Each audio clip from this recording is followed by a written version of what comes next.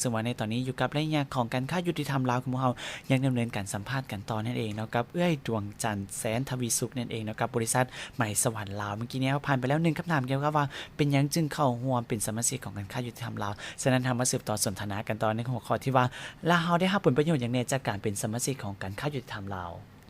เจ้าไม้สวรรค์ลาวนะครับผลประโยชน์แม่นคือได้รับกำไรเนาะเจ้าก ำไรของบริษัทไม้สวรรค์ลาวแม่นมีโอกาสได้รับตลาดอยู่ต่างประเทศ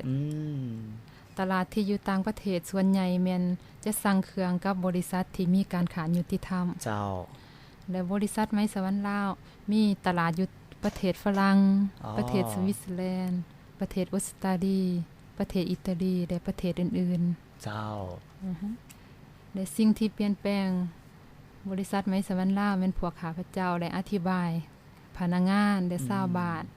เกี่ยวกับการขายยุติธรรมเป็นหยังเจ้าและทุกๆ2ปีบริษัทไม้สวรรค์ลาวจะได้ส่งบทรายงานและจะมีกลุ่มสากลของการขายยุติธรรมลงมาติดตามเจ้าและข้าพเจ้าเองภูมิใจที่ได้เฮ็ดเวียกตั้งแต่บริษัทไม้สวรรค์ลาวเริ่มต้นและบริษัทไม้สวรรค์ลาวและอนุญาตเป็นการขายยุติธรรม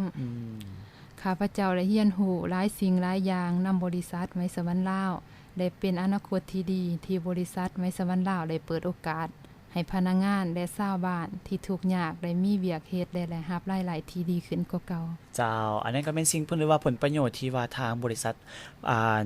ใหม่สวรรค์ลาวของพวกเขาได้รับก็คือในเรื่องของมีการผลกำไรที่ว่ามาจากการสร้างเครื่องจากต่างประเทศนั่นเองบ่ว่าจะเป็นอยู่ประเทศฝรั่งบอหรือว่าสาขาของเพิ่นที่หลากหลายที่สร้างเครื่องมาจากเพราะว่าบรรดาต่างประเทศต่างๆเพิ่นต้องว่าถ้าว่ามีการค้ามีเครื่องหมายของการค้ายุติธรรมลาวแล้วบริษัทนั้นก็จะได้รับการตอบรับและกับการสร้างสินค้าอย่างหลากหลายนั่นเองเนาะแล้วก็ได้และนอกจากนั้นพนักงานของพวกเราที่ว่าเฮ็ดบริเวณอยู่ที่บริษัทสมัย